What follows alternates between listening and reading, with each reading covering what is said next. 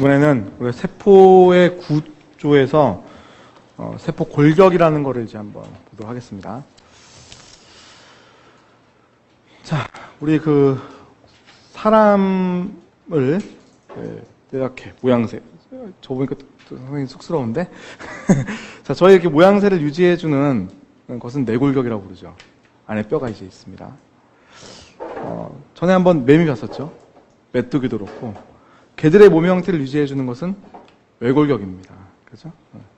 자, 세포라는 것도 그 세포의 형태를 유지시켜주는 골격이 있습니다. 그걸 우리가 세포의 골격이다. 사이토스켈레톤 이렇게 이제 표현합니다. 자, 그래서 그 세포의 골격이라는 것을 요 세 개의 성분이 해주고 있는 거예요.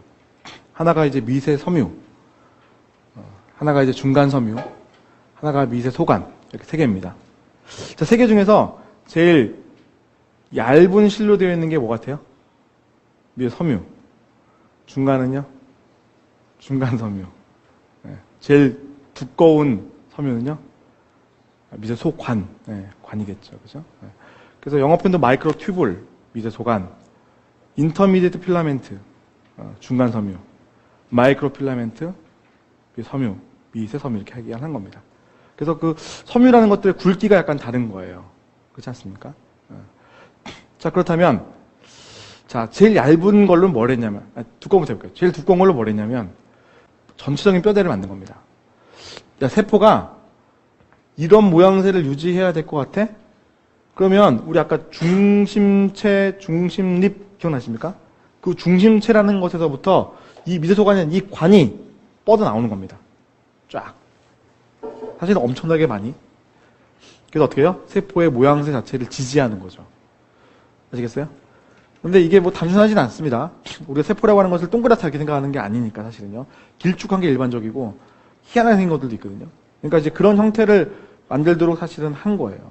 그럼 전체적인 모양새는 됐겠지? 자, 그거를 보강하는 거를 요 중간섬유가 한 거라 이렇게 생각하시면 됩니다. 중간섬유라고 하는 것들은 세포실에 좀 퍼져 있고 특히 핵이라는 것을 잘 유지시키는 형태를 갖추게 돼요. 자, 그럼 이제 마지막에 남은 게 미세 섬유인데, 자, 이 섬유는 실 같은 것들, 아주 가늘어다는데 이런 것들은 세포막 이렇게 쳐져 있죠? 그 세포막 바로 아래에 들어가 있습니다. 그 그물 구조처럼 막 엉켜져 있는 구조를 가지고 있는 형태를 가지고 있는 게 바로 요 미세 섬유라는 녀석입니다. 자, 여기 보시면 세포막이 있죠? 세포막. 세포막은 인질 이중층으로 되어 있다고 그랬어요. 그 안쪽에 미세 섬유가 있습니다. 지금 그림 보시면은 이게 가느다란 사실은 실 같은 것들인데 엉켜가지고요. 그물처럼 되어가지고 짜져가지고요. 이 세포막 바로 아래에 이렇게 받치고 있는 거예요. 그물이 잘 짜져가지고 펴져서 이렇게 받치고 있는 겁니다. 그러니까 탄력성도 부여하고 형태를 갖추는데 유리하겠죠. 그죠? 그래서 미세 섬유라고 하는 것은 그와 같이 세포 막의 아래쪽에 존재한다라는 겁니다. 그래서 여기 적어놓은 것들을 보게 되면 여기 보세요. 미세 소관이라고 하는 것은 세포의 모양을 유지한다 이렇게 되어 있죠. 그죠? 전체적인 어떤 형태. 그 다음에 여기도 역시 모양 유지인데 이거 보세요. 장력에 견디는 요소 이렇게 있지 않습니까? 그러니까 주로 바깥쪽 부분에서 압력과 이랬을 때 방어라는 역할, 탄력성을 부여하는 역할들을 하는 거예요. 여기도 마찬가지죠. 세포의 모양을 유지한다, 장력을 견딘다. 이거는 미세 소관을 약간 도와주거나 핵 안쪽에 이렇게 존재하는 형태를 많이 갖추거든요. 자, 그래서 우리가 이름을 뭐라고 불렀다? 세포 골격. 뼈대를 이룬다. 그런데 얘들이 다른 일들도 하는 겁니다. 다른 일들도. 그래서 우리가 다른 일들은 뭐를 할까? 이걸 이제 보자는 거죠. 오케이? 자, 그 얘기를 하기 전에, 자, 먼저 아래에 있는 걸 보시게 되면, 미세 소관이라고 하는 것은 튜블린이라는 단백질로 이루어져 있어요. 이름 알아야 돼요. 튜블린. 되게 지금 보면 이게 린자가 끝에 들어가면 단백질입니다. 인슐린 단백질입니다. 사이클린 단백질입니다. 그러니까 린자가 들어가면 대부분 단백질이거든요. 튜브 모양처럼 생겼나 봐요. 튜블린? 했네요. 그러니까 튜브 같네. 자, 특징이 뭐냐면 튜블린이라고 하는 것은 알파와 베타라는 것을 이루어져 있습니다. 알파, 베타. 저 둘이 처음엔 따로따로 떨어져 있어요. 그러다가 미세소관을 만들 때는 저 둘이 붙습니다. 그럼 알파와 베타가 두 개가 붙은 걸 우리가 이합체, 이중체라고 얘기하는데 그 이중체끼리 계속 붙어나갑니다. 그게 묘한 거죠? 그러니까 얘들이 베타가 한 바퀴 돌르고 알파가 한 바퀴 돌르고 베타가 한 바퀴 돌르고 이렇게 된 게 아니라 그렇게 만든 게 아니라 알파, 베타, 알파, 베타, 알파, 베타 일단 합칩니다. 다. 그래서 어떻게 돼요? 알파, 베타 덩어리 하나가 돌돌돌돌돌 말린 겁니다. 아시겠죠? 무슨 말인지 가세요? 알파 한 번 돌르고 베타 한 번 돌르고 이렇게 하는 게 아니라 예? 알파, 베타가 먼저 일단 다 붙고 걔들이 전체적으로 두르는 겁니다. 그래서 이중차가 형성되고 미세 소관을 만든다 이렇게 하는 게 특징인 거예요. 오케이? 그래서 관의 형태를 만들게 되는 거예요. 반면에 액틴이라고 하는 것을 이제 보겠습니다. 자, 미세 섬유라고 하는 것은 액틴이라는 단백질로 이루어져 있습니다. 이 액틴의 단백질은 동그란 거 있죠. 동그란 거. 요거 하나가 액틴. 예, 하나를 이제 뭐 G액틴 이렇게 아마 우리 교재에도 쓰기도 했을 거예요. G액틴이라는 것은 액틴이 동그랗게 생겼거든요. 그래서 글로불라라는 표현으로 G 앞에 이제 적었습니다. 그다음에 그 액틴들이 붙을 때는 얘는 이제 다 액틴이에요. 한 종류 G액틴. G액틴이 붙고 그냥 붙습니다. 근데 마치 새끼를 꼬듯이 붙는 거죠. 붙고 이렇게 도는 거니까. 그죠? 그렇게 해서 붙어 나갑니다. 그럼 길어진 이 액틴을 우리는 F액틴 이렇게 불러요. F. 필라멘트. 섬유성 액틴. 이런 식으로 길어졌다. 직경은 뭐 당연히 얇을 수밖에 없어요. 자, 그 오른쪽에 보시면 케라틴이라는 게 있어요. 케라틴이라는 성분이 있습니다. 자, 이 케라틴이라는 것도 역시 단백질의 한 성분인데 마치 와이어줄만 꼬는 것처럼 꼬여있죠. 그죠? 좀 더 약간 단단한 구조물을 형성하게 되는 게 특징이에요. 자, 얘는 뭐 크게 언급할 거는 별로 없습니다. 한번 만들어진 녀석은 잘 분해되지 않기 때문에 얘는 거의 언급하지 않고 우리는 이 두 가지 특징만 이제 비교를 하면 됩니다. 자, 그때 이제 얘네들이 약간 이제 뭔가의 일들이 좀 달라요. 첫 번째, 자, 세포에 이동이 있다. 그죠? 편모와 선모. 자, 미세소관이라고 하는 것은 자, 이렇게 편모와 선모를 구성합니다. 우리 아까 원핵세포라는 것은 편모가 무엇으로 이루어져 있다고 배웠더라? 원핵세포는 플라겔린 단백질. 진핵세포는 편모가 뭘로? 튜블린 단백질로 이루어져 있는 겁니다. 그죠? 그 튜블린 단백질이 미세 소관을 만든 거니까요. 전혀 다르죠? 그죠? 자, 얘는 튜블린이라는 단백질들이 결국 미세 소관을 만들어서 형성을 해놓은 게 특징이에요. 자, 편모를 단면을 딱 잘랐어요. 이렇게 생겼다는 거지. 자, 보세요. 이 노란색이 미세 소관이에요. 미세 소관 몇 개 있는 걸로 여러분 보이세요?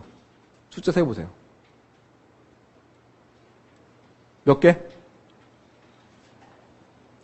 제가 세드릴게요. 자, 여기 두 개를 묶어가지고 하나로 가요. 묘하죠? 이 두 개 좀 묶어져 있으니까 그래요. 이거 두 개가 따로따로 있는 게 아니라 요 만나는 요 부분에서 실제로는요, 여기도 지금 그렇게 표현되어 있는데, 요렇게가 튜블린이 있으면 여기는 한 줄만 있어요. 그러니까 두 줄이 있어가지고 있는 게 아니에요. 그래서 한 덩어리로 그냥 우리가 보는 거예요. 그래서 이게 한 덩어리로 하나, 둘, 셋, 넷, 다섯, 여섯, 일곱, 여덟, 아홉 개, 가운데 두 개 지금 떨어져 있으니까요. 그래서 이거를 9 플러스 2 구조라고 부릅니다. 아시겠죠? 그래서 미세소관이 9 플러스 2의 구조를 가지고 있다라는 우리가 표현하는 거예요. 자, 그 다음에 그 사이사이에 보이는 거, 이거 보이세요? 이게 디네인이라는 단백질이에요. 이름이 이제 디네인이라고 부르는 단백질이 있습니다. 그래서 이 단백질이 이런 식으로 움직이는 거예요.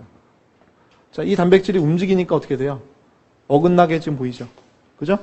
편모와 선모는 한쪽이 고정되어 있기 때문에 얘가 움직이지를 실제로 못하니까 어떻게 돼요? 휘는 것처럼 보이는 겁니다. 그러면 어떻게 돼요? 전체적으로 이렇게 까딱까딱 휘게 되는 거죠. 그죠? 그래서 편모와 선모가 이렇게 까딱까딱 움직일 수가 있는데 그것은 미세소관이라는 것이 편모 안에 들어있어서 디네인에 의해서 움직이기 때문에 그렇습니다. 오케이? 자, 그럼 이렇게 까딱까딱 움직일 때 편모는 기니까 여기 형태를 보세요. 어떻게 돼요? 파동이 일어나는 것처럼 보이죠. 정자의 지금 편모를 여러분 보고 계십니다. 파동운동합니다. 정자는 이렇게 파동운동해갖고 뭐 하는 걸까요? 이동하는 거죠. 이동. 그죠? 네, 물속을 유영하듯이 다니는 겁니다. 자, 여기 선모라는 것도 보입니다. 선모는 짧습니다. 편모는 길고 선모는 짧아요. 그러다 보니까 이게 까딱까딱까딱 하는 것만 보이죠. 그래서 얘를 파동운동한다. 얘를 노적기 운동한다 이렇게 합니다. 선모에 적기 운동 이렇게 표현되어 있는데 노적기 한다 이렇게 표현 나오는 거지. 이거는 파동 운동한다. 아시겠어요? 그래서 진핵세모의 편모와 선모는 파동 운동 또는 노적기 운동을 통해서 세포의 이동을 도울 수가 있죠. 그죠? 자, 따라서 여기에 세포의 이동, 편모와 선모 이렇게 적혀 있는 겁니다. 오케이? 자, 원핵세포는 우리 교재에는 없을 텐데, 이 그림이 쫙 뒤에는 이제 있거든요. 원핵세포에 대한 또 다른 이제 얘기를 할 때 뒤에는 있는데, 잠깐 그림 한번 그려볼게요. 참고사항인데,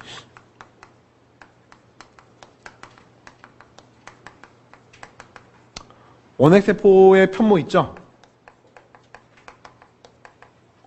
얘는 회전운동합니다. 자, 그래서 이렇게 원핵세포에 막이 있다고 한다면, 원핵세포에 세포막이 있다고 한다면, 여기에 이렇게 모터가 들어가 있습니다. 모터. 그리고 모터 위쪽으로 이렇게 편모가 달려 있는 거죠. 이 편모는 플라겔린이라는 단백질로 이루어져 있다. 그랬었죠? 자, 그럼 이제 모터는 돌아가는 건데 회전을 하는 거예요. 이렇게 돕니다. 그럼 그 위에 있는 편모도 이렇게 도는 거죠. 오케이? 그래서 이 모터가 돌면서 위에 있는 편모도 돌게 되어 있어요. 그럼 여러분 이게 어떻게 돌까요? 이게 돌다 보면 이게 빠르게 돌면 어떻게 되죠? 전체로 이렇게 휘죠. 그죠? 이렇게 돌죠. 그죠?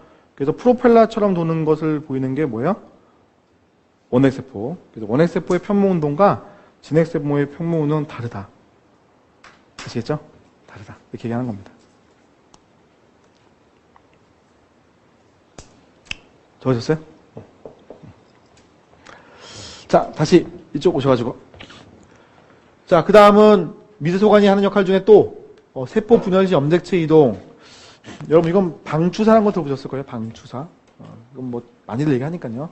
그래서 세포가 분열할 때 염색체를 이제 양쪽 끌고 들어가는 게 방추사라는 건데, 그 방추사가 미세소관 수십 개로 이루어져 있어요.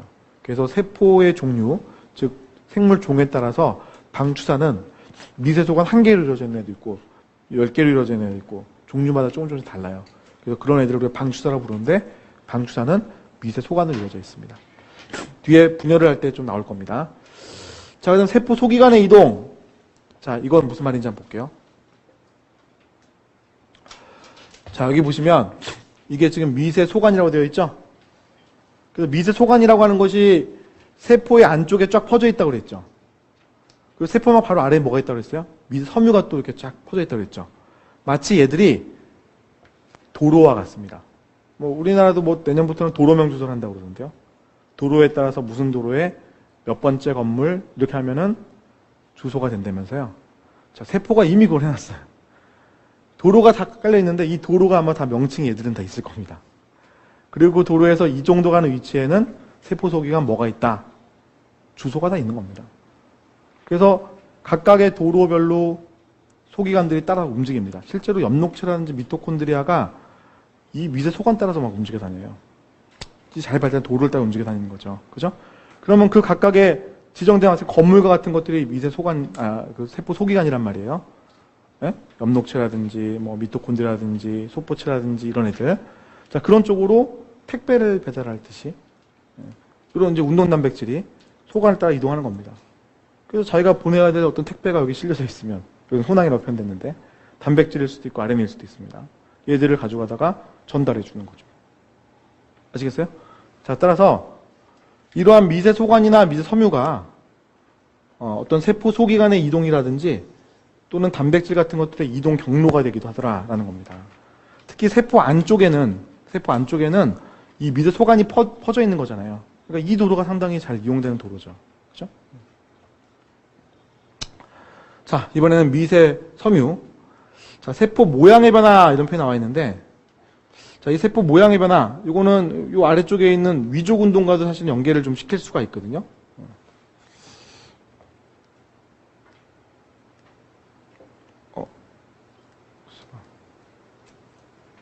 제가 뺐네. 제가 삭제를 했네요. 잠깐, 우리 아마 교재에는 그림이 있을 거예요. 아메바 운동이라는 것. 여러분 한번 책을 펴보시면,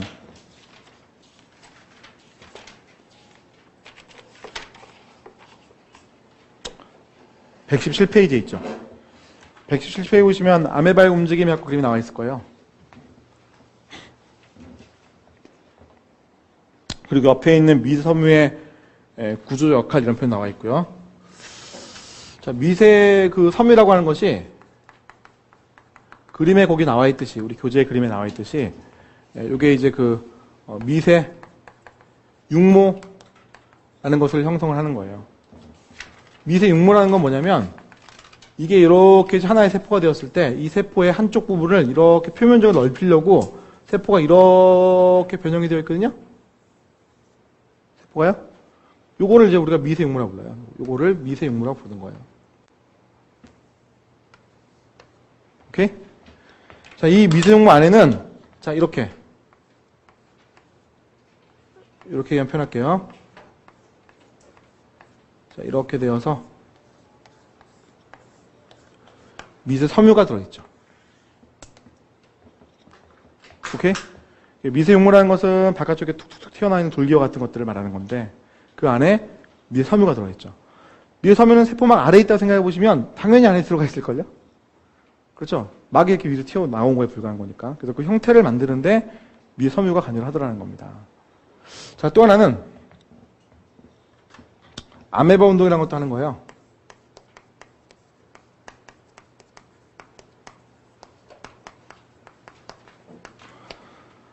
위족이라는 걸 만들 때에도 가짜다리죠. 위족, 가짜다리라는 걸 만들 때에도 역시 미세 섬유가 작용하는 거예요. 그림 보면은 이런 식으로 단순하게 그리면, 그래서 미세 섬유라는 게 이렇게 조그만 것들이 이쪽으로 쏠려가는 거예요. 이쪽으로 이렇게 이쪽 방향 이렇게 쏠려가는 거죠. 액틴이라는 미세 섬유가 쏠려가는 거죠. 그럼 이렇게 쭉 앞쪽으로 세포가 늘어지게 되는데, 이걸 우리가 위족이다 이렇게 얘기합니다. 이렇게 늘어지는 이 상태를 우리가 위족이다 이렇게 얘기하죠. 그래서 이런 형태로 움직이는 세포가 아메바니까 아메바 운동 얘기한 겁니다. 근데 아메바만 이렇게 하는 게 아니라 사람이 가지고 있는 세포들도 이렇게 움직이는 게 많이 있어요. 대표적인 게 백혈구. 백혈구가 미생물이 저기 있으면 잡아먹으려고 움직여 가야 되잖아요. 움직여 갈 때 자기의 몸의 앞쪽을 이렇게 쓱 빼는 거예요. 위족을 내어가지고 슬금슬금슬금 이렇게 다가가는 거지. 그죠? 네. 자, 다시 이제 보시면, 자, 그래서 여기에서 미세 섬유를 우리가 지금 얘기를 하는데, 미세 섬유를 얘기하는데 세포 모양에서 어떤 변화를 일으킨다. 또는 위족을 내어가지고 세포 이동한다. 아메바 운동. 이런 것들에 영향을 줄 수가 있다는 거죠. 그죠? 세포질 유동도 그 그림에 바로 나와 있나요? 여기는 빠졌을 것 같은데. 그 아래쪽에 있긴 있는데, 이 그림이 사실 그림과 똑같은 걸 쓰면서 좀 이상해졌네. 그 똑같이 117페이지에 보시면 제일 마지막 세 번째 있는 그림에 보시면 식물세포 안에서 까만색 화살표를 이렇게 뺑글뺑글 돌아간 거 아마 그려놨을 거예요. 그죠? 그래서 그 까맣게 돌아가는 거 표현했을 텐데, 그게 바로 미세 섬유예요. 그래서 미세 섬유가 그 액포라는 거를 중심으로 이렇게 바깥쪽에 이렇게 뺑뺑뺑이 도는 거예요. 자, 그런 것도 이제 가능하다. 자, 그 다음에 근육의 수축이라는 것도 있고, 그 다음에 여기 분열시 함입이라는 것도 있는데, 이것도 역시 세포 분열시 제가 좀 얘기를 할게요. 그 다음에 근육 운동할 때 할게요. 여기 교재에도 살짝 나와 있긴 한데, 잘 이해가 안 가니까, 그거는요. 뒤에 가서 보도록 합시다. 자, 그냥 중간함을 볼 게 없어요. 자, 그래서 지금 제가 미세 소관과 미세 섬유를 얘기하면서 약간 좀 자세하게 좀 했는데, 이런 것들은 출제가 잘 나오는 얘기들이에요, 사실은요. 그쪽 파트를 얘기하면서 언급을 하고 막 그렇습니다. 특히 다음 중 미세 소관과 관련이 없는 것은 해가지고 쭉쭉 적혀 있을 때 곤란할 수 있다든지 이런 것들은 아주 기본적인 문제고.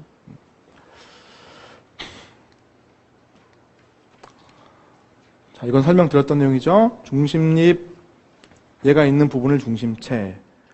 중심체라고 하는 것이 미세 소관을 합성하는 녀석입니다. 중심립은 미세 소관이 들어있는 덩어리긴 한데 제가 미세 소관을 합성하는 기구가 아닙니다. 레이저로 빵 쏴가지고 저거 없애도 중심체에서 미세 소관이라는 게 합성되어 나오니까요. 중심체는 이렇게 중앙에 들어있고 얘로부터 미세 소관이 이렇게 빠져나오는데 요거는 관련성이 없다는 겁니다. 오히려 중심립은요. 중심체라는 이 부분이 뭔가 중요한 성분들이 있다는 거죠. 자, 편모와 선물 우리가 봤고요. 자, 그 다음은 동물세포의 세포의 기질이라 한번 보겠습니다.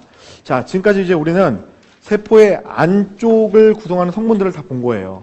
세포의 내부를 구성하는 성분을 다 본 거예요. 자, 이번에는 세포의 바깥쪽을 구성한 성분들을 보자는 겁니다. 먼저 동물세포의 경우에는 세포 바깥쪽에 벽이 있다고 그랬어요? 없다고 그랬어요? 없다고 그랬죠. 없는 대신에 어떠한 물질들을 분비해 놨어요. 그래서 그 물질들을 우리가 기질이다 이렇게 표현했습니다. 기질. 세포 바깥에 있으니까 세포의 기질 이렇게 했죠. 그래서 그 기질들을 보니까 콜라겐, 그 다음에 프로테오글리칸 이런 것들로 이루어져 있다라는 거죠. 그죠? 다른 것들도 뭐 더 있는데 저 두 가지가 이제 주된 성분이에요. 저 콜라겐은 이 보라색으로 되어 있는 것들은 지금 다 단백질이거든요. 보라색은 다 단백질입니다. 그 중에 길게 형성되어 있는 이런 것들이 바로 콜라겐이죠. 콜라겐은 단백질. 그 다음 프로테오글리칸이라고 하는 것은 좀 확대해서 이렇게 그려놨는데, 지금 보면은 녹색으로 되어 있는 것은 탄수화물이고요. 그 다음에 보라색으로 되어 있는 것은 요거는 단백질입니다. 아미노산들이 이어져 있는 거예요. 그 다음 얘로부터 또다시 뻗어나간 건 또 있죠, 또. 그죠? 이것도 참 녹색으로 되어 있거든요. 얘가 또 탄수화물이에요. 확대한 그림이 그렇게 그려져 있죠. 단백질이 있고 또 탄수화물이 붙어 있죠. 그죠? 그래서 이런 성분들을 우리가 프로테오글리칸 이렇게 얘기를 하는 거예요. 그래서 세포의 바깥쪽을 좀 보호하는 역할, 또는 외부의 물질을 세포가 먹고자 했을 때 걔를 이렇게 유도해주는 역할, 이런 것들을 하는 녀석들이에요. 자, 그다음 뭐 나머지 것들은 뭐 크게 지금은 유념하지 않아도 됩니다. 자, 이번에는 세포의 연접이라는 걸 가지고 우리가 좀 얘기를 하려고 합니다. 자, 식물은 세포 벽으로 이루어졌다는 건 우리 전에 봤으니까 이제 따로 이제 준비하진 않았고, 우리 전에 분자포에서 봤으니까. 자, 이번에는 연접이라는 걸 얘기할 거예요. 자, 세포와 세포가 서로 부닥뜨릴 수도 있겠죠? 떨어져 있을 수도 있지만, 대표적인 거 적혈구 떨어져 있어요? 근데 어떤 세포들은 붙어 있어요. 상피세포 틈 있습니까? 없죠? 붙어 있죠. 그러면 이 세포와 이 세포가 지금 붙어 있는데, 이 세포나 같은 세포고, 네? 그럼 네가 만드는 물질이나 내가 만드는 물질이 같고 한다면 네가 남는 물질 나한테 주면 좋겠고, 그죠? 없는 물질 너 없어? 내가 주면 더 좋겠고, 그죠? 이렇게 하고 싶다는 거지. 그래서 둘 사이에 통로라는 걸 만들어 놨습니다. 그것은 식물도 마찬가지여서 식물도 통로를 만들어 놨고 동물도 통로를 만들어 놨습니다. 자, 식물은 자 보니까 이 세포와 이 세포가 서로 간에 물질들을 교환할 수 있는 통로를 만들어 놨는데, 이게 워낙 두꺼운 세포벽을 지나서 통로를 길게 만들어야 되거든요. 그러니까 이게 기니까 마치 실처럼 보여서 뒤에 사자를 붙였어요. 실사. 네? 그래서 원형질이라는 것을 연락하는 실이다 이렇게 얘기를 한 거죠. 오케이? 네. 자, 그럼 여기서 원형질이란 건 뭐냐면, 현미경을 제일 처음에 발견했을 때 세포를 딱 관찰하다 보니까 살아있는 것처럼 보이는 부분이 있는 거예요. 그거를 우리가 원형질이라고 표현했습니다. 그냥 쉽게 생각하면 세포 안에 있는 용액 전체다 생각하시면 됩니다. 뭔가 딱딱하게 굳어가지고 있는 부분들을 봤습니다. 그걸 후형질이라고 표현했거든요. 요즘은 잘 쓰지 않는 표현입니다. 네. 근데 이제 원형질이라는 표현은 아직도 요즘도 가끔 쓰거든요. 그래서 원형질 연락사라고 하는 것은 이 세포 안에 있는 용액들 있죠. 그 용액들이 이동하는 통로다라는 표현을 원형질 연락사 이렇게 얘기한 겁니다. 오케이? 이해가죠? 자, 세포와 세포 사이에는 세포벽이라는 것들이 쫙 채워져 있는데, 사실상 이 세포벽 사이에는 여기 중간 라멜라라고 되어 있는 거 보이시죠? 그죠? 이런 부분들에 약간 끈적끈적한 성분들이 들어가 있어서 얘들 세포들끼리 잘 붙어 있어요. 그래서 뭐 얘들이 뭐 이렇게 막 어긋나서 움직이거나 이런 일이 별로 없습니다. 그래서 특별히 세포를 뭐 고정시킨다라는 걸 할 이유도 별로 없어요. 반면에 동물 세포를 볼게요. 자, 동물 세포도 자, 이 세포와 이 세포가 서로 물질을 교환하고 싶어요. 그러면 통로를 만들어야 되는데 그 통로가 바로 간극 연접입니다. 자, 이건 동물 세포 둘 사이의 거리가 뭡니까? 멀 리가 없습니다. 벽도 없는 거니까. 그래서 여기 그림 보시면은 거의 붙어 있거든요. 전자미와 찍어봐도 뭐 별로 안 떨어져 있습니다. 그래서 그 사이에 통로를 만들긴 만들었는데 그 통로가 길게 뭐 실처럼 보이지도 않지 않습니까? 그래서 얘들을 뭐라 불렀냐면 교신연접, 또는 간극 연접. 뭐 시험 문제 둘 다 나오니까 교실 연접 또는 간극 연접을 본다. 자, 그다음 이건 동물 세포가 두 세포가 이제 떨어져 있다 보니까 뭐 세포벽으로 단단하게 이제 끈끈하게 붙여놓지도 않다 보니까 이 세포에게 어긋날 수도 있고 고정이 뭔가 안 돼요. 고정을 하고 싶은 거야. 그래서 뭘 했냐면 데스모좀이라는 걸로 했어요. 영어 표현이겠죠, 이것도요. 그래서 케라틴이라는 성분들이 있었잖아요. 중간섬유. 그 케라틴의 성분들을 이게 하나하나가 다 케라틴이거든요. 긴 모처럼 꽝꽝꽝 박았습니다. 양쪽에서 각각. 그죠? 그래서 고정시킨 거예요. 세포를 고정했다. 그리고 또 뭐 했냐면 밀착 연접, 두 세포를 밀착시켰다. 그래서 그 사이에 틈을 메꾸는 일을 한 거죠. 뭐 고정이란 것은 중간중간에 한 거니까 일단 전체로 고정을 시키고 전체로 다 이게 뭐예요? 둘러친 거죠. 실로 꿰매듯이. 예? 이렇게 한 것이 밀착 연접. 오케이? 이해가요?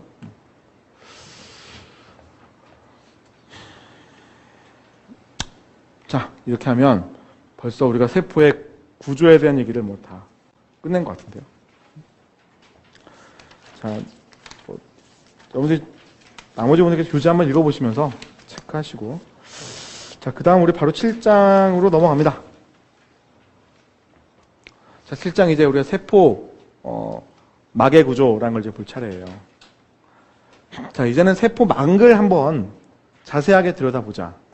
그리고 이제 그 세포 막을 통해서 물질 교환이 어떻게 일어나는지를 보자. 이런 파트입니다.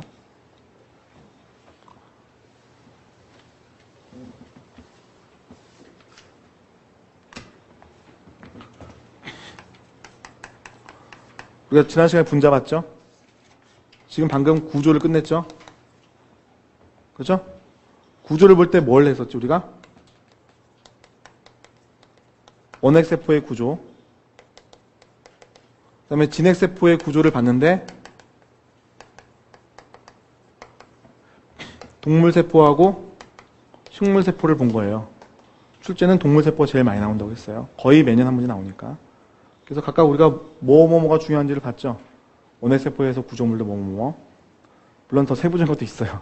하지만 일단은 거기까지는 암기해야 돼. 동물세포도 뭐뭐. 어떤 특징이 있는가? 식물세포도 마찬가지. 그죠? 공통적인 것들도 있었고 서로 다른 것들도 있었고. 자, 이번에는 지금 이제 세포 막을 본다는 거죠.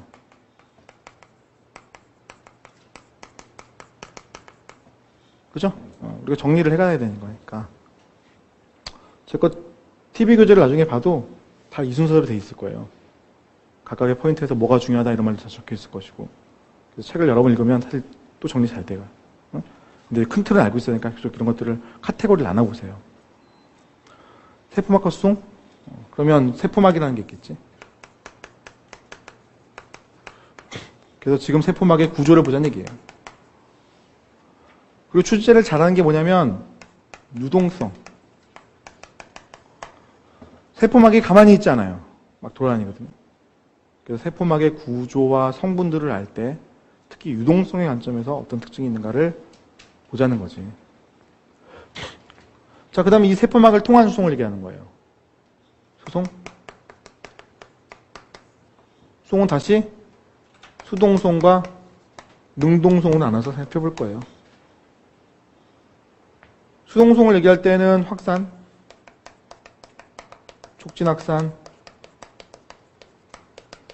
삼투 이렇게 순서대로 볼 거고, 능동성을 얘기할 때는 1차, 2차 능동성에 대한 얘기를 할 거예요. 그 다음에 이제 외포작용과 내포작용. 특히 우리는 내포작용에 대해서만 주로 살펴볼 건데 이거 보는 게 그 다음 일이에요. 유동성에 대해서 출제될 가능성이 꽤 있죠. 뭐 매년 나오는 건 아니지만 3년에 한 번씩은 나오는 것 같아요. 수송은 거의 묶음이에요. 이거는요. 근데 단독 문제로 삼투가 제일 지금 잘 나오고 있고요. 나머지 것들은 주로 세포의 구조를 보여주면서 어떤 수송하는지를 물어보는 경우가 허다합니다. 그래서 이 파트는 동물 생리학과도 사실 연결되어 있습니다. 일단은 뭐 동물 생리학은 배우지도 않았으니까 우리는 그냥 이 수송하는 거의 특징들만 가지고 얘기를 주로 할 거예요, 지금은요. 뒤에 가면 여러분한테 소장의 상피세포의 모식도를 딱 주고 그 모유토에서 어떻게 물질이 이동하는지를 보여준 다음에 얘는 무슨 송하냐, 얘는 무슨 송하냐, 얘는 무슨 송하냐, 그때 특징이 어떻게 되느냐 이렇게 물어보는 거예요. 오케이? 네. 자, 그럼 여기 한번 가봅시다. 지금 자, 여기 가보시면 자, 이게 지금 세포막입니다. 세포막. 자, 우리가 구성을 알아야 되니까 자, 세포막은 4가지 성분이 구성 요소예요.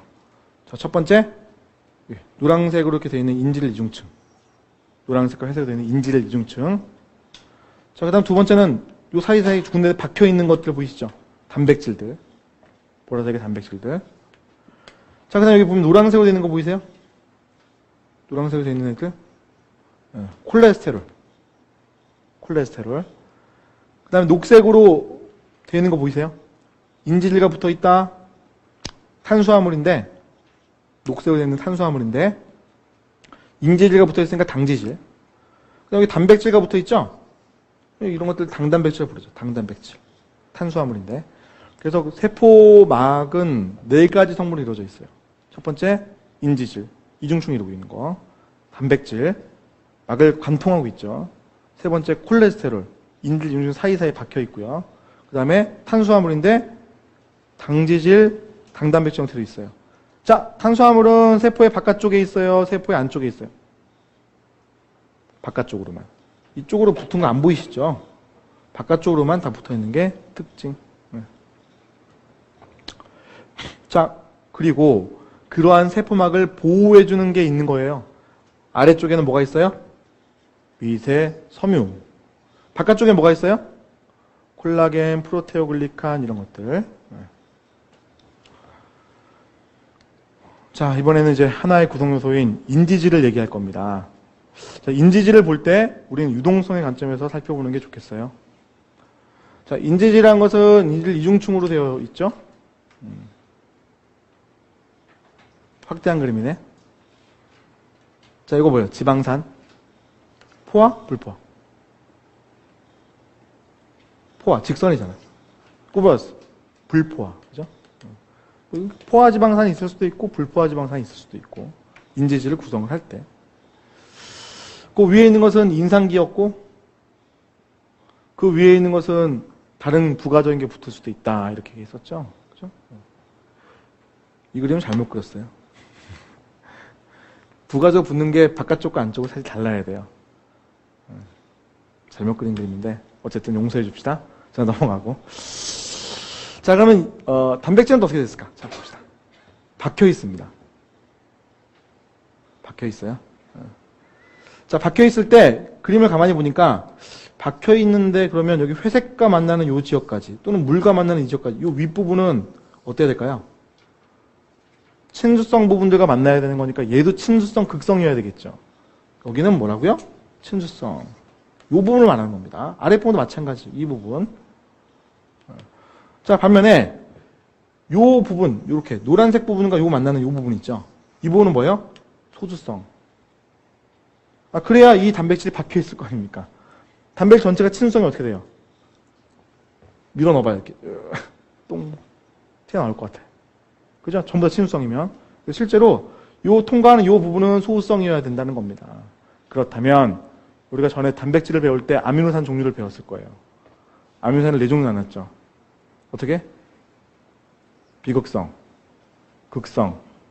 극성인데 전하를 띈 애들, 산성, 염기성. 그러면 요 뒤에 3가지, 극성과 산성, 염기성은 친수성이죠. 요거 비극성이고 있고요. 그럼 여기에 해당하는 아미노산들은 어디에 있어야 돼요? 여기에 있죠. 요 뒤에 3개에 해당하는 애들은 어디에 있어요? 여기 있거나 여기 있죠. 물어보는 거예요, 시험 문제. A, B, C. A에는 발린이 있을 수 있다. 맞아요, 틀려요. A에는 발린이 있을 수 있다. 안 외웠으면 모르죠. 그죠? 있을 수 없습니다. 왜냐면 그건 비극성이니까. 자, 쉬운 거 해볼게요. 여기에는, 여기 위치에, 여기에는 아스파르트산이 있을 수 있다. 아스파르트산. 있을 수 있죠. 마이너스잖아. 그런 식으로 물어본단 말이에요. 그러니까 그거 외워놔야 돼. 네? 아시겠죠? 자, 그래서 저 바깥쪽 부분으로 존재하는 애들, 이쪽에는 친수성 아미노산들이 있기 때문에 친수성 부분이 형성하는 것이고, 이 가운데 통과하는 이 부분은 소수성 아미노산들이 있기 때문에 저러한 지방산들과 잘 어울릴 수가 있는 거예요. 오케이? 주의할 점. 자, 이거를 동그랗게 만들어. 네? 뭐예요, 이거 다? 2차 구조인데, 이거 무슨 구조라고 얘기해? 알파 나선 구조. 알파 나선 구조가 삥 둘러쳤대요. 그래서 형태가 위에서 바라보면 이렇게 생겼다는 거예요. 알파 나선 구조가 이런 식으로 들어가 있다는 거야. 이 위에서 바라보면 이렇게 보인다는 거예요. 오케이? 무슨 얘기가요? 그래놓고서 아미노산의 위치를 이제 막 이렇게 잡아놓는 거예요. 야, 여기다. 시험 문제. 에? 거기는 여기를 말하는 거야. 이렇게 하는 거예요. 네? 아시겠어요? 자, 그 다음에 물어보는 거예요. 여기 아스파르트산 있을 수 있어, 없어? 이렇게 물어보는 거죠. 있을 수 있어요, 없어요? 있을 수 있어요. 왜냐면 이건 통로기 때문에, 이거 통로예요, 통로. 구멍이 뚫려 있는 거야. 그러니까 요 사이를 통해서 뭔가 물질들이 이동한다는 얘기거든요. 아시겠어요? 그래서 요 바깥쪽, 요 노란색 폰과 만나는 건 요 바깥쪽이죠, 바깥쪽. 그죠? 요 바깥쪽인데, 요 안쪽으로 들어가는 요 부분은 뭔가 친수성 물질이 통과하는 지역이기 때문에 아스파르트산이 있을 수도 있다는 겁니다. 오히려 발린이 있으면 안 되죠. 이해가요? 네? 저건 통로를 만들었기 때문에 그런 거예요. 통로. 자, 그래서 이런 단백질들이 뭐 뜬금없이 들어가 있지 않지 않겠습니까? 뭐 단백질 왜 여기 들어가 있어? 네? 통로의 역할을 하거나 또는 여러 가지 다른 기능들을 하려고 들어가 있는 거예요. 특히 이런 구조를 그리면 이건 통로를 그린 거거든요. 통로. 우리가 공부를 하다 보면 이제 이런 것들이 좀 익숙해지니까 괜찮아지는데 통로를 그린 거야. 그럼 이건 뭐야? 아, 아스파르트산 같은 거 있을 수 있다 이렇게 하는 겁니다. 우리는 세포막과 수송 파트를 공부하고 있고 수송 단백질의 한 모습을 지금 봤습니다. 네.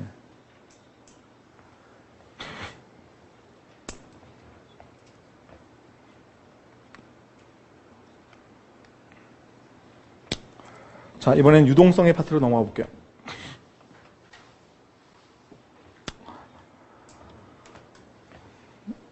자, 유동성에 영향을 주는 요인 첫 번째는 인지질입니다. 자, 인지질이라고 하는 것은 움직여 다니는데 전에도 한번 얘기했듯이 자리를 이렇게 바꾸는 거 요거 아주 쉽게 해요. 1초면 10의 7승번. 대장균이라는 세포도 역시 인지질 이중충이 이루어져 있는데 눈 깜짝할 새 1초면 여기 있던 게 한 바퀴 뺑 돌아가서 다시 그 자리로 올 정도로 상당히 이게 유동성이 좋은 거예요. 자, 상하 뒤집기 이건 거의 일어나지 않는다. 왜냐면 얘가 뒤집으려면 이게 뭐야? 신은성인 머리 부분이 이쪽으로 뒤집어지듯이 넘어가야 돼요. 이런 노란색 부분으로 들어오기가 쉽지가 않으니까 거의 일어나지 않는다 이렇게 얘기하는 겁니다. 오케이? 플립플롭 효소 이런 효소가 있어요. 그런 효소가 있으면은 단백질 자체가 이거를 자기가 집어넣어서 돌려주거든요. 그런 것이지 않는 이상 자연계에서 저게 그냥 뒤집힐 일은 별로 없다는 거죠. 오케이? 자, 그런데 저러한 유동성, 좌우 유동성이 이거 포화지방산으로 이루어져 있는 케이스보다는 불포화지방산으로 이루어져 있을 때 더욱더 유동적이라는 거죠. 보세요. 둘 사이에 공간 많이 있고요. 그럼 점착성은 떨어지니까 자리 바꾸기 훨씬 쉬운 거예요. 그러니까 얘가 훨씬 더 유동적인 거죠. 오케이? 얘가요? 유동성은 불포화지방산이 함량이 높을 때 더 커진다 이렇게 얘기를 하는 거죠. 자, 또 하나 요소. 그럼 온도가 높을 때 유동성이 커질까요? 온도가 낮아질 때 유동성이 커질까요? 높아질 때겠죠. 운동 에너지가 더 올라가는 것과 같은 거니까. 물론 뭐 온도가 높아진다고 해가지고 제가 900도씨로 가열할게요 이런 얘기 하는 거 아니잖아요. 그죠? 몇 도가 더 올라가서 어떻게 되냐? 이런 거 얘기하고 있잖아요. 그죠? 잠깐 정리를 해보면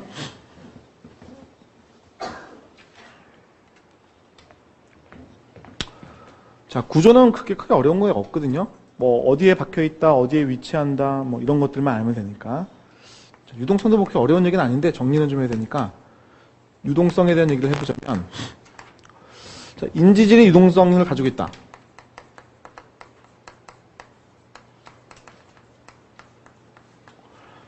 그죠? 자, 이 유동적이다라고 하는 것은 좌우의 유동성을 말하는 겁니다.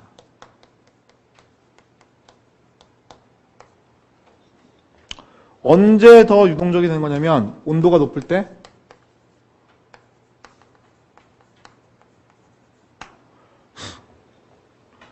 불포화 지방의 함량이 클 때,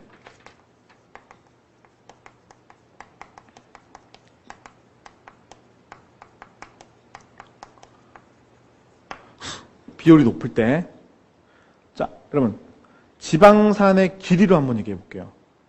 지방산의 길이가 길 때하고 짧을 때하고 누가 더 유동적일 것 같아요?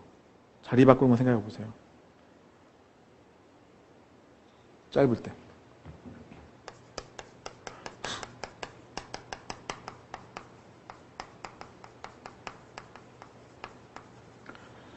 그래야 그 소수성인 지방산들이 얽힐 확률이 적잖아요. 옮겨다니기 쉽다는 얘기잖아요. 이때 유동성은 커지다.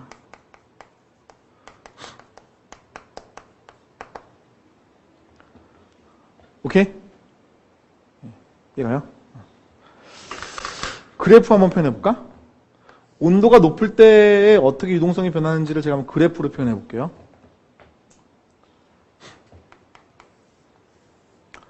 자, X축을 우리가 온도로 잡아요. X축, Y축 먼저 잘 보셔야 돼. 자, Y축은 유동성이야.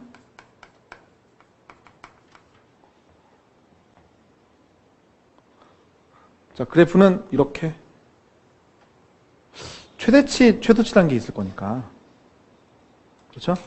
온도가 올라갈 때, 이 정도 온도면은 유동성이 최고 수준에 도달하는 거예요. 온도가 낮아지면, 유동성이 거의 최저 수준 떨어진 거죠. 이렇게 변하는 거죠. 높을 때 날 때만 비교하면 높을 때 훨씬 높아졌다. 이렇게 얘기하는 거예요. 그죠? 자, 그러면 단백질은 유동성이 있을까 없을까? 단백질은 인질 이중층 사이에 박혀 있었지 않습니까? 당연히 유동적이죠. 근데 그 유동성이 누구에게 다 영향을 받겠어요? 지금 상황상 얘들의 영향을 다 받는 거죠. 그죠? 그래서 단백질도 유동적이긴 한데 인질 이중층의 상황에 영향을 다 받는 겁니다. 지금 그림을 한번 보시면 자, 사람들이 이제 막단백질이 이동하는가를 이제 조사를 하려고 여기 뭐 프리에라는 사람하고 에비디라는 사람하고 각각 생지세포하고 인지세포 둘을 준비해가지고 각각 다른 색깔로 단백질들을 염색을 했어요. 그 다음에 두 세포를 섞었죠.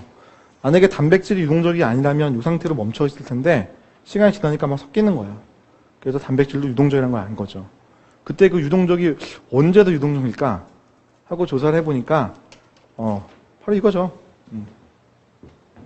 온도가 올라갈 때 불포화 지방의 함량이 높은 그러한 세포막에서 지방세가 길이가 짧은 세포막에서 더 잘 빨리빨리 섞이더라는 겁니다. 그러니까 결국 인지질에 의해서 영향을 받는다 이렇게 생각했겠지. 그죠?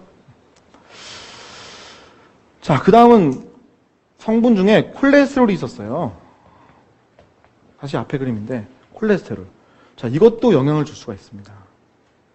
자, 콜레스테롤이라고 하는 것은 요 사이사이에 끼어들어가 있거든요. 그럼 이게 약간 이중적인 면을 보이는데 온도가 올라갈 때는요. 온도가 올라갈 때에는 이 인질들이 자리 바꿈을 되게 잘한다고 그랬어요. 근데 그 자리 바꿈을 할 때 얘가 장애물이 돼요. 유동성을 낮춰요. 근데 온도가 너무 낮아지게 되면 얘들이 이제 안 움직이려고 하잖아요.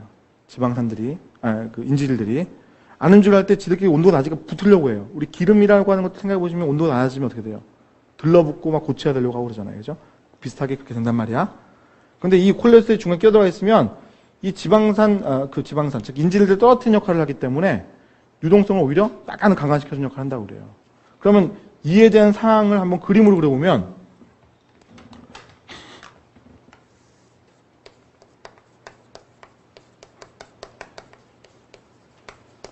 콜레스테롤은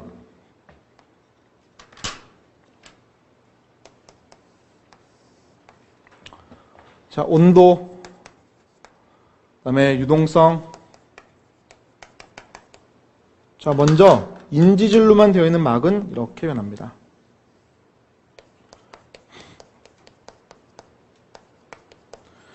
반면에 인지질과 콜레스테롤이 같이 들어가 있는 자, 이러한 막은 이렇게 변한다는 거지.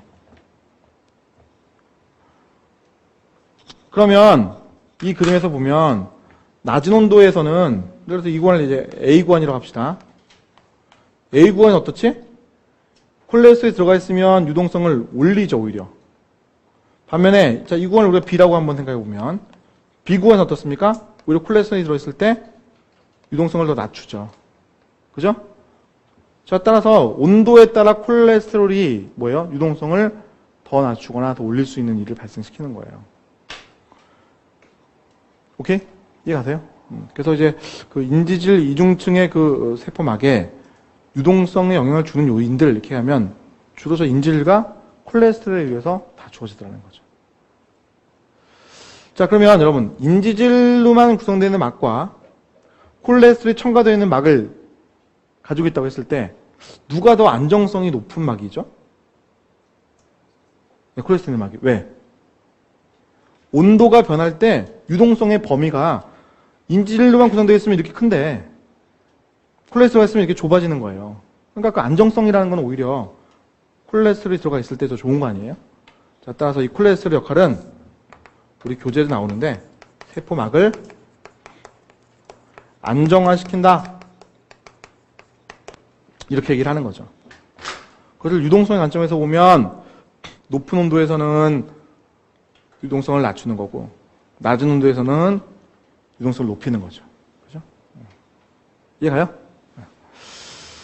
자, 그래서 여기 보시면 표현이 이렇게 나온 거예요. 콜레스테롤은 온화한 온도에서는 어떻게 한다? 유동성을 감소시킨다.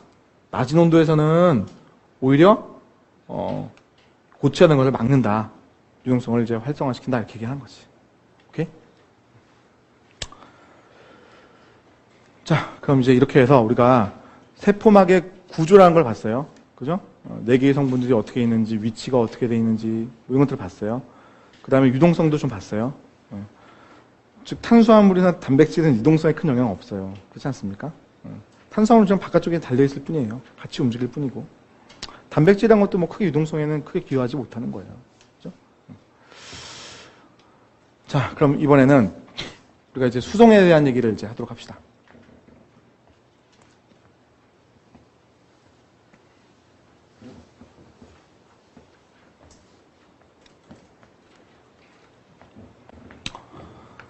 자, 이거 분류만 하고 잠깐 쉽시다. 자, 수송이라고 하는 것은 크게 두 가지 나뉜다고 그랬어요. 하나가 뭐지? 수동수송. 다른 하나 뭐죠? 능동수송. 패시브 트랜스포트, 수동수송. 액티브 트랜스포트, 능동수송. 자, 어디를 사이에 두고 일어나는 걸까요? 막. 세포 막을 사이에 두고 일어나는 겁니다. 자, 우리가 수동성이라고 하는 것은 이거는요, 수동적으로 어떠한 물질이 움직이는 거고요. 능동성이라는 것은 어떠한 물질이 능동적으로 움직이는 것을 말하는 거예요.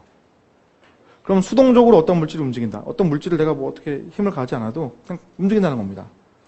자, 어떤 방식으로 움직이는 게 일반적입니까?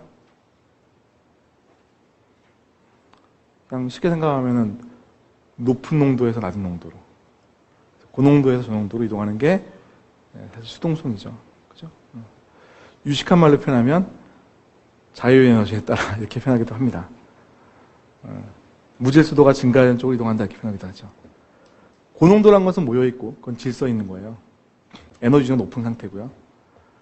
자, 그러면 퍼진다는 것은 무질서해지는 거죠. 엔트로피가 증가한다. 그렇게 우리가 표현할 수가 있죠. 그래서 수동성이란 것은 세포막을 사이에 두고, 야, 세포막을 사이에 두니까, 예를 들어서, 여기가 고야, 여기가 저야, 그럼 일로 가는 게 수동성이에요. 자, 그 다음에 반대로 여기가 고야, 여기가 저야, 그러면 일로 가는 게 수동성이에요. 아시겠죠? 수동성이라는 것은 에너지 소모가 없다.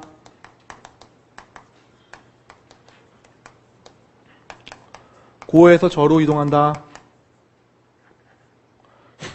이렇게 얘기하겠죠. 그죠? 자, 반면에 능동성이라고 하는 것은 능동적으로 수송하는 거예요. 어떤 물질을 이 곳으로 딱 보내는 거죠. 자, 그러다 보니까 얘는 고에서 저로 간다라는 게 중요한 게 아니죠. 내가 일로 보내야 돼 이거죠. 그죠? 자, 따라서 이거 보세요. 자, 고에서 저야. 내가 일로 보내. 오케이? 자, 근데 그 물질 똑같은 물질인데 똑같이 일로 보내. 즉 한쪽으로만 보내고 있죠. 이런 게 바로 능동성이에요. 이런 일을 할 때는 에너지 소모가 있어요. 어떤 형태의 에너지는 쓰더라. 농도 기울기와 상관없다.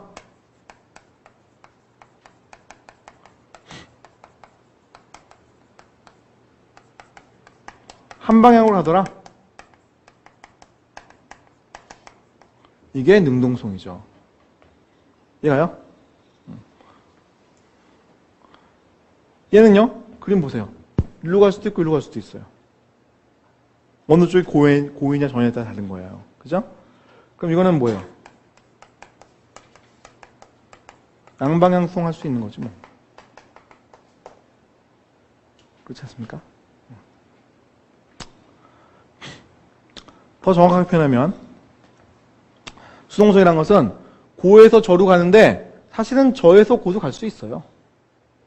근데 한쪽이 고농도면 오른쪽 가는 게 월등히 많아서 그런 것이죠. 이것도 마찬가지예요. 일로 오는 게 가능한 거예요. 근데 오른쪽이 고농도라면 좌측으로 가는 게 좀 더 많기 때문에 순이동 방향이 표현됐을 뿐이죠. 반면에 얘를 다시 한번 보면 얘는 이쪽이 고, 이쪽이 저예요. 이래서 이걸 일로 보내기로 했어. 그때 역으로 가는 건 없는 거예요. 얘는 한 방향으로만 가는 거니까. 그러니까 이쪽이 고든 뭐 저든 상관이 전혀 없죠. 한 방향으로만 가는 건데. 이해갑니까? 그래서 우리가 수동성과 능동성의 차이를 알아야 돼. 어떤 차이가 있는지. 그럼 이제 수동성이라는 것들의 종류가 있을 거 아닙니까? 그게 뭐예요? 확산, 촉진확산, 삼투 이랬었죠?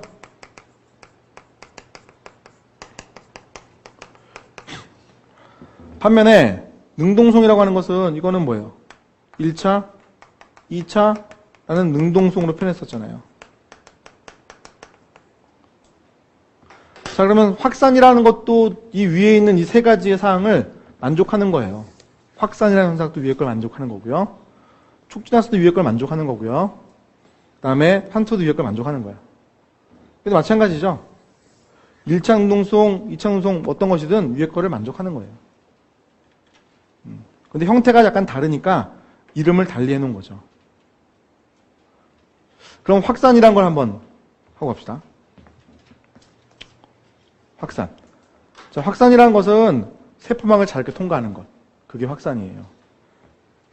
야, 막이 있어? 여기를 통해서 이동할 수 있어. 여기도 가능해. 여기도 가능해. 여기도 가능해. 여기도 다 가능한 거예요. 이게 확산이에요. 아시겠어요? 예를 들어 CO2라는 분자. CO2라는 분자. 이 CO2라는 분자는 세포막을 마음대로 통과할 수가 있어요. 세포막은 아까 뭐라고 했지? 지질이라고 그랬죠. 지질. 극성이에요? 비극성이에요? 비극성의 성질이 좀 강한 편이에요. 왜냐하면 세포막이라는 게 이렇게 되어 있으니까 양쪽성 분자여서 이쪽은 친수성, 이쪽은 소수성 이렇게 되어 있는데 사실 막은 이 소수성 부분에 의해서 이쪽과 이쪽이 구분되는 거잖아요. 그렇죠? 그러니까 이게 어떻게 보면 약간 소수성의 성질이 상당히 강한 거예요. 그런 상황에서 CO2라는 분자, 이것도 소수성이거든요. 비극성 분자. 그러면 이거 어떻게 되냐? 마음대로 통과할 수 있어요. 이 장벽이 별 문제가 안 된다는 거죠. 그죠? 친수성, 어떻게 그걸 다가가요? 그걸 걱정할 건 아니에요. 어차피 물도 친수성이니까 여기까지 가는 건 별 문제가 없다고 보십시오. 그럼 결국 세포를 통과해야 되는 것은 얘가 비극성이냐, 통과할 물질이 비극성이냐, 소수성이냐, 그게 중요한 사항이에요. 그래서 예를 들어서 CO2 분자라든지 또는 산소, O2 분자라든지 또는 우리가 아는 것 중에 뭐 스테로이드라든지 이런 것들은 막을 마음대로 통과하거든요. 이런 것들은 다 확산으로 이동합니다. 자, 이동한 형태 오른쪽에 잘 나와 있네요. 자, 이게 지금 막이라고 합시다. 근데 그 막을 확산할 수 있는 분자가 마음대로 통과할 수가 있어요. 오른쪽으로 가겠지? 이쪽엔 없으니까 가는 건 없을 거예요. 근데 시간이 지나면 이쪽들이 만만치 않게 점점 늘어나거든요. 그럼 이쪽으로 오른쪽 가는 게 우세하지만 좌측이라는 것도 생기게 마련이죠. 그렇죠? 그래서 양쪽의 농도가 같을 때 우리는 평형 상태에 도달했다라고 얘기를 하고 우측으로 가는 것과 좌측으로 가는 것의 분자의 개수가 시간이랑 똑같아요. 속도가 같은 거죠. 그죠? 확산은 이걸 따르는 거예요. 자, 여기 보시면 물질이 달라요. 얘는 노란색 물질, 얘는 보라색 물질. 좌측에 노란색 물질 고농도로 있기 때문에 시간이 흘러가면 점점 우측으로 이동할 거예요. 그죠? 보라색 물질은 반대로 이동해야죠. 그죠? 이것처럼 확산이라고 하는 것은 양방향으로 저렇게 이동할 수가 있는데 물질에 따라 확산이 일어나고 있는 거죠. 보라색과 노란색이 같은 농도로 있다고 해서 야, 이거 마음대로 통과할 수 있는 애들인데 너는 노란색이 있으니까 됐어. 농도가 여기랑 같구나. 이렇게 생각하지 않는 거잖아요. 즉 농도라는 것은 각 물질별로 판단해서 이동해가는 것을 따져야 되는 거죠.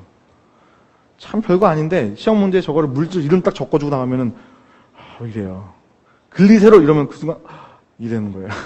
네? 그 물질은 확산으로 이동하는 건데. 응? 오케이? 이해가요? 자, 이게 바로 확산. 자, 그럼 이번에는 촉진확산이라는 걸 이제 보자. 자, 촉진확산이라고 하는 것은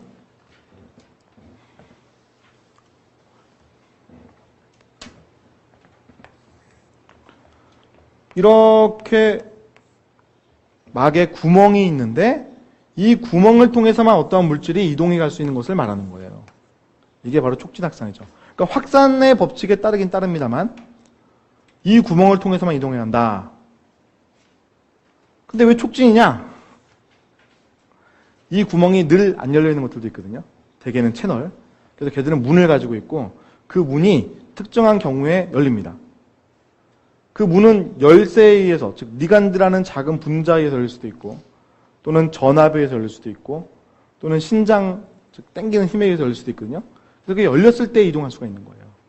그러면 다른 곳으로는 다 이동할 수가 없는데 바로 이 공간을 통해서밖에 이동을 못하는 그런 상황인 거죠. 그게 바로 촉진확산. 자, 이동할 때에는 양방향으로 다 이동이 가능한 거예요.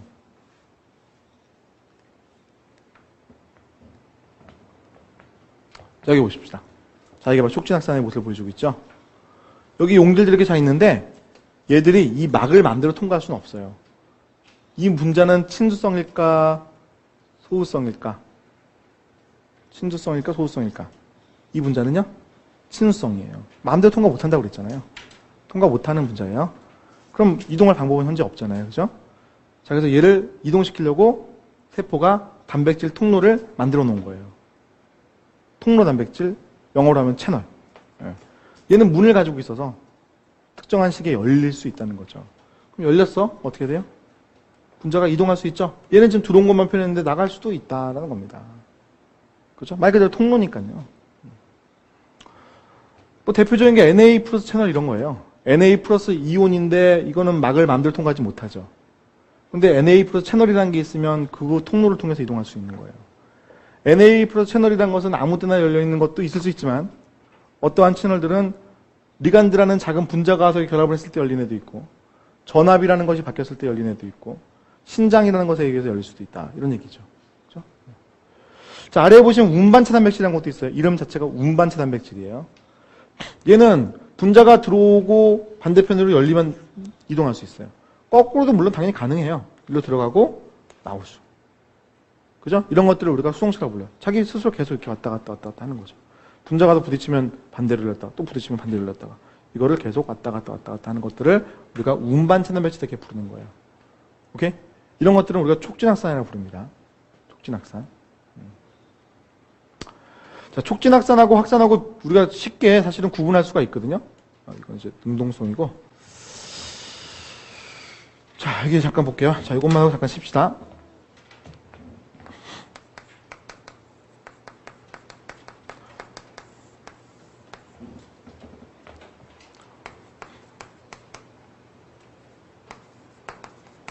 자, 확산의 속도. 자, 농도차라는 것은 세포를 사이에 두고 빚어지는 농도차예요. 그래프 어떻게 바뀔 것 같아요? 이렇게요.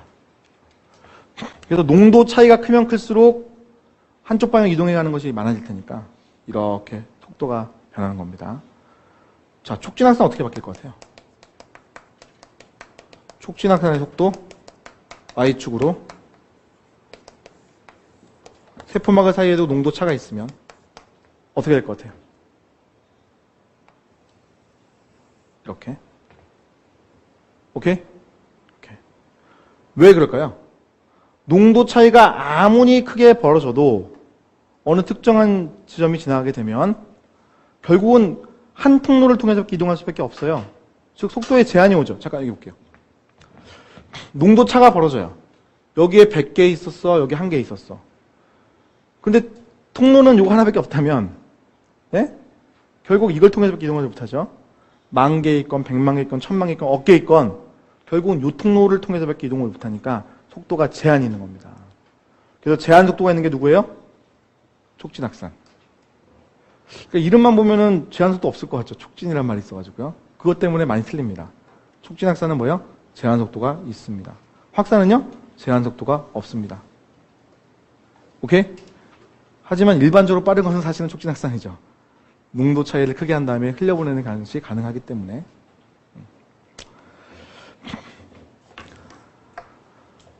자, 그럼 이렇게 해서 우리가 확산과 촉진을 봤는데 잠깐 쉬었다가 3투부터 이제 또 볼게요.